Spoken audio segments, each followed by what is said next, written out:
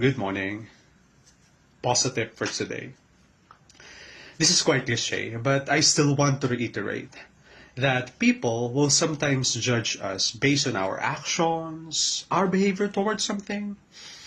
At sana huwag tayo maging masyadong affected dito. You are doing good. We are doing good sa lahat ng ginagawa natin ngayon.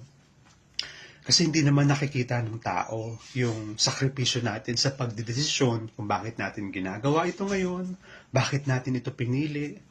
They didn't even see our struggles of letting go other options kahit masakit, kahit mahirap bitawan yun at pinili natin kung ano yung meron tayo ngayon at yung kung ano yung ginagawa natin ngayon. As long as hindi ka nakatatapak or nakasasakit ng ibang tao, you are on the right track. Kahit ano naman kasing gawin natin, may sasabihin at sasabihin yung ibang tao. But I hope you always remind yourself that what you are doing right now is for your personal growth.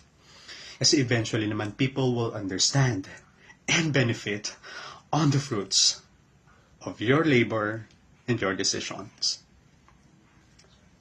Love, love.